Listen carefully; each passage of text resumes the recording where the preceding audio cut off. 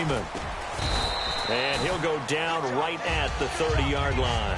It's a pickup of 4, and it'll bring down.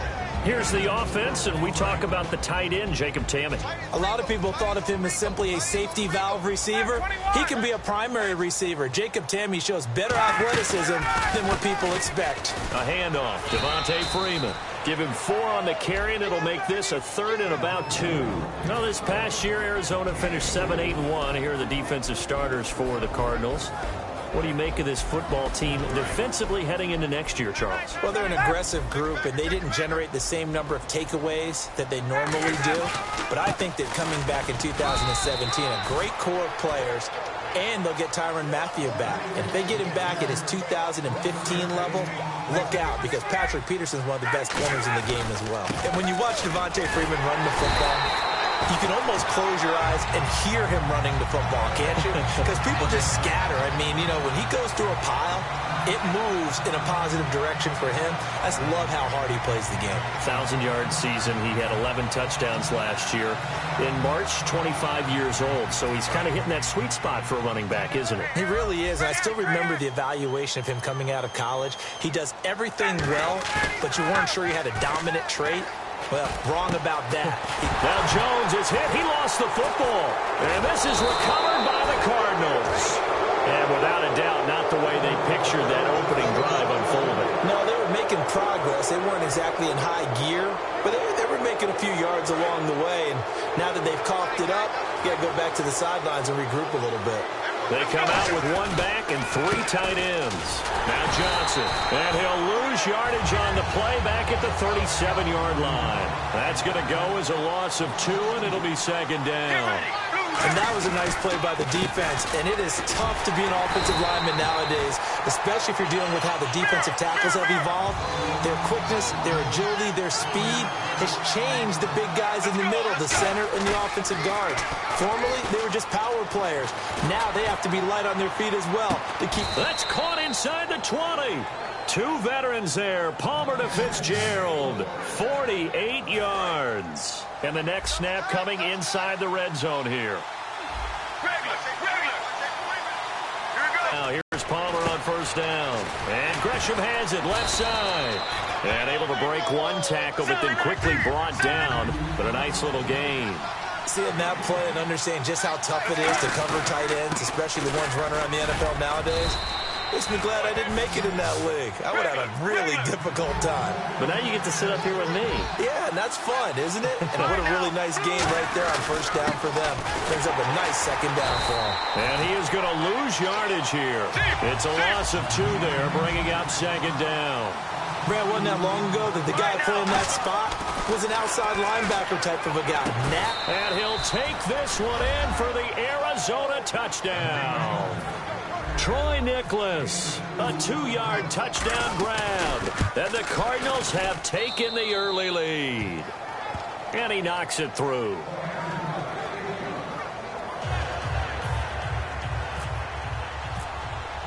Now Catanzaro after the touchdown to kick it away. That's fielded in the end zone. And he'll bring it a few past the 20 to the 23-yard line. Atlanta now coming out on the field. And last time, not only the turnover, but that turned into 6 points. They got to make up for that here. We always hear about empty possessions, but some are worse than others. You can have an empty possession, punt the ball away, get yourself set to play defense, but when you turn it over, it changes. This is caught at the 20. A big play there. Ryan to Jones. 57 yards. Well, we know he's got the speed there. He needed the speed and the hands. A great catch. And because of that speed, you have to respect it as a defender. So you have to either play off or make sure you're somehow in contact with him. And he's able to do exactly what you said. Use the speed to his advantage and go up and get the football. That's a big-time play right there. Shift together here from the D-line. Now it's Ryan. Looking for Jones, and it's intercepted. Picked off by Dayon Buchanan. And a big turnover there as his guys will get the football back. So out now come the Cardinals. And they will simply, Charles, be looking to duplicate what they did last drive when they were able to push it in for 6. And they hope it'll be that easy, right? To be able to take exactly what happened before, replicate it. They may have to make a few additional changes along the way because I'm sure the defense will make some adjustments, but they've got to have great confidence having scored the last time out. We just saw what a lot of teams call a heavy set. 3 tight ends in the game. That signifies they want to run the football. Yeah, occasionally they'll play action and throw it, but most of the time, those guys on the field means strength, power, run the ball behind them. And now what a lot of teams are doing is they're taking an extra offensive tackle and putting him in a tight end number to give them even more blocking power. And we just saw it on that play. On second down, here's Palmer. And his throw's going to be incomplete. Larry Fitzgerald was the intended target. Here's a look at the young Atlanta Falcons, although next year, obviously, everyone will be a year older. So rookies like Deion Jones, Keanu Neal, Devondre Campbell, an extra year, well, their only year, but a year under their belt now to get better. They're just young and growing, aren't they? I mean, I expect their play to continue to accelerate and elevate. And think about the building blocks they had in front of them. Second-year guys in 2016 who had big years. Grady Jarrett, a monster in the Super Bowl, tied a sack record in that game against New England. And Vic Beasley led the NFL in sacks for the regular season with 15.5 and also had 6 forced fumbles. Atlanta now coming out on the field. And they had a nice little drive going last time. Threw the interception in the red zone. Costly. Bad enough to throw it anywhere, but that drives coaches insane when they're thinking about, hey, we've got a shot at points already. We're already in a spot where you're thinking you've got 3 on the board for sure, and to come away with nothing, that's a really tough one for them to swallow. Yeah, will they make up for it? They run. Devontae Freeman. Call it no gain on the play, and it'll be second down. Well, usually you don't think of the cornerback coming in for a no-gain play, but that's what we had there. Nice tackle. And how about the range, too? Coming from the outside part of the play, moving his way into the inside and making that play happen. No gain for the offense, big play for the defense. Now it's Ryan. That is caught at the 7-yard line. The reception good for 7. It's third down. Some think that teams really won't throw a slant route unless you have a receiver that has a lot of stature to him. And he is into the end zone for a Falcon touchdown. Taylor Gabriel from 4 yards out. And the Falcons are an extra point away from tying the football game. As a former DB, you might not like to see that, but from a wide receiver's perspective, those are the plays they dream of. Correct on both counts, all right? Because once he took off, I mean, let's face it, that should have been done in Big Sky country. Aren't any speed limits out there? And off he went. Glad I wasn't the one trying to chase him. Arizona getting ready to go as they take the field. And last time this unit was out here, costly turnover, and then that turned into 6 points. They've got to make amends. And how many times have we sat in meetings with coaches and they use the term complementary football? Offense take care of the defense, defense take care of the offense. That didn't happen on the last possession. This is a chance for them to pick themselves back up and help their team. Yeah, we'll see if they can recoup and recover. A fight for the football, and it's intercepted. It's Desmond Trufant, and they get the football. They'll set up shop at their own 49-yard line. Atlanta now coming out on the field. And that recipe on their last drive that resulted in a touchdown looked pretty good, so they'll be hoping to do that once more. And it takes me back to when we sat with the offensive coordinator and the head. And he's got his star receiver. It's Jones for the Falcon touchdown. Julio Jones, 50 yards. And the Falcons have taken the lead. And he's got it up and through.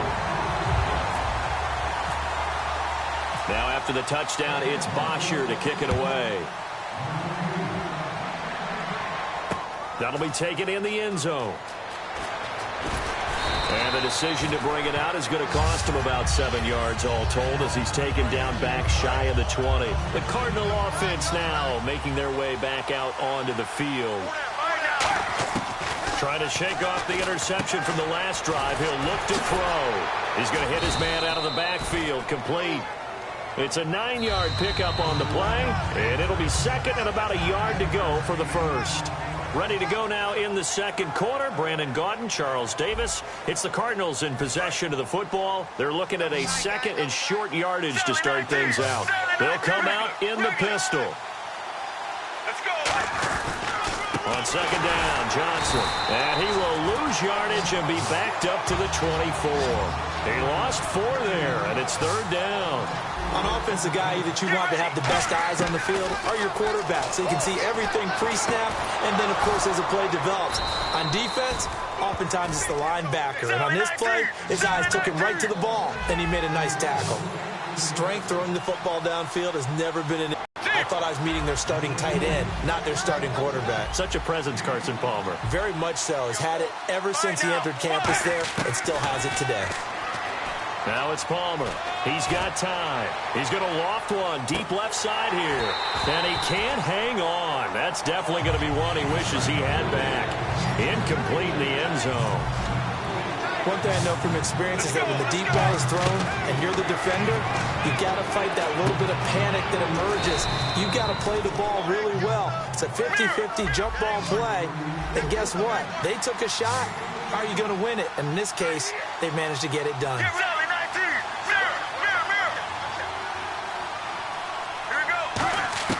Throwing now, Palmer on first down, surveying the field. He's going to wind up and air it out. Oh, he had 6 points in his hands there, couldn't hang on. Second down. You can feel the anguish all the way up here. It certainly looked like he had that one in the end zone, open, unable to hold on to it. Caught on the left side, Fitzgerald. Well, you know something, hard work and incredible efficiency does pay off, and that's Larry Fitzgerald of Arizona. 107 catches. I thought he's supposed to be getting older and slowing down. I was just going to say, people are wondering when Father Time's going to catch him, but he's too fast for Father Time. Right now, he's keeping Father Time at bay, and in fact, is still continuing to flourish in the desert. Not a run that you're going to write home about, but still a good first down run. That's what an offense calls staying on schedule. 3 to 4 yards on first down. You're set up very well for the rest of the drive. Well, just play after play after play on this long drive for the offense. Timing's crucial in any route thrown, but when you throw an out, so many things are going through the mind of the receiver. He's got his man. It's caught in the end zone. Touchdown, Arizona. Jerron Brown, an 18-yard touchdown grab. And the Cardinals are just an extra point away from tying this game. So we're right back where we started, all even as the kick's away. That's fielded in the end zone. And with a new rule, that decision to play. And the Falcons now making their way back out onto the field. And last time the formula was pretty simple. One play drive, long pass. That maybe they just want to do that again, right? And that's exactly how you want to draw things up. Whether it's on your grease board, right in your... And he can't escape the pressure. Ryan goes down. Dayon Buchanan in there to bring him down for a loss of 7. Possible run anticipation here as the D-line sandwiches together.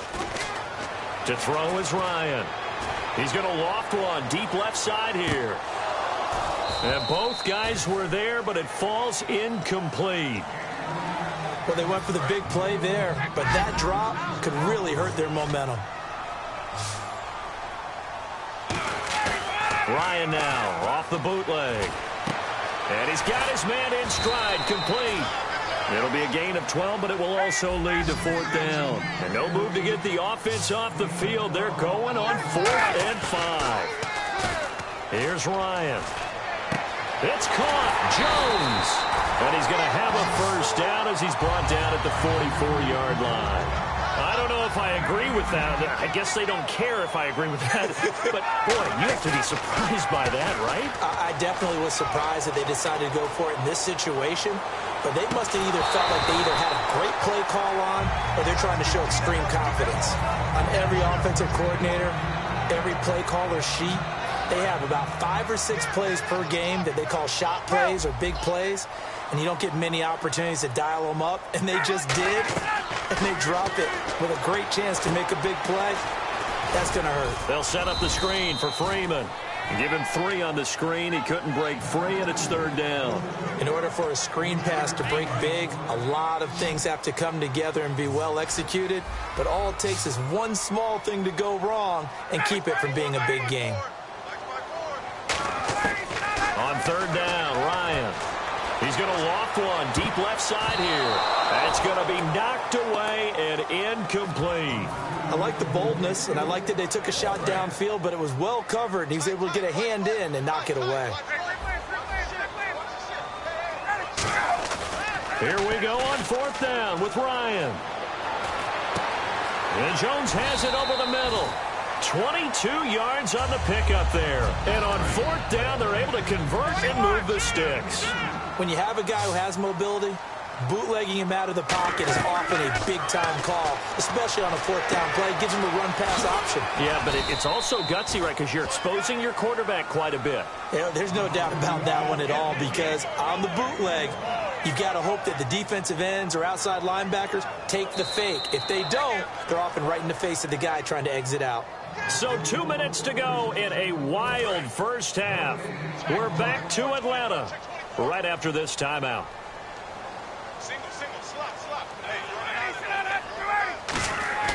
A fake to Freeman. Now it's Ryan. And this is caught. I think you got that with one hand. It's a pickup of 16 there, and it'll lead to a new set of downs. Got to love the catch. I think you got to love the gloves as well. Yeah, these one-handed catches, that was great, and they're fun. They're becoming a little more ho-hum, aren't they? Yeah, they really are. And I know that it sounds like we're taking credit away from the guys, and we don't mean that at all. They really work hard on this one-handed catch thing, but I think the gloves have to be helping in a big way. From the red zone now, here's Ryan on 1st down. He couldn't quite hold it. Got hit. Ball pops out, incomplete. Maybe just a lack of concentration there as he couldn't haul it in. And when you're going across the middle like that, you know, he's running that drag route, you are conscious of all the bodies and the traffic in there. But let's face it, if you're going there, you might as well come down with the football and absorb whatever else happens after that. And he takes a shot on the release as this will be incomplete. When defenses get to the quarterback that quickly, a lot of times it's called a jailbreak. It wasn't quite that fast, but fast enough that he had no time to look downfield and set himself to throw the ball. And as he tried to do that, he was hit, and it forced an incompletion. A long drive here. Play 12 coming up for the offense. An extra DB added here for the Cards on 3rd. Blitzer play coverage. To throw again is Ryan. And now another one thrown incomplete. That's just flat out a terrific play because it's rare that you see a hitch route batted down. That means someone read that one really well and was right on the spot when the ball got to the receiver.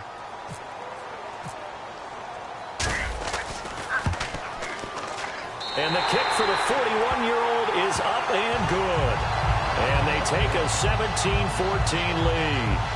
So they get the field goal, but part of that was a 14-play drive to get the 3. Normally, when you hold the ball that long, run that many plays, you end up in the end zone. There's a breakdown on the defense. Something happens. In this case, that didn't, but really good ball control by the offense. They're hoping that they can wear them down if they keep having drives like that. Arizona getting ready to go as they take the field. Last time they were out, they scored. Still trailing here, though, so some work to do. But it's okay in terms of mindset. Because they scored the last time, they're not quite as worried about being down on the scoreboard because now their confidence is a little bit higher. They feel like they've got something going, and they feel like they can attack again and put more points on the board. Are you scoreboard watching if you're the offense, or are you just focused on this drive? We wouldn't be telling the truth if we said that they didn't scoreboard watch. Everyone does it to some extent, but you've got to set it aside right now and just focus on this series. That'll take care of the scoreboard if they punch it into the end zone. That catch good for 5. It's 3rd down. So still in search of the 1st down after that last completion. They come out with 1 back and 3 tight ends. They go play action with Palmer. Finding time. He's going to launch this thing way downfield. And incomplete. He can't hang on. Would have been a nice catch. Instead, it brings up a 4th down. Well, they've had a pretty frustrating first half here offensively, and then just continued there with that incompletion. Yeah, definitely frustrating for them, but heartening for the other guys. Those stop troops, they're enjoying things right now because they've made it very difficult for them throughout the half.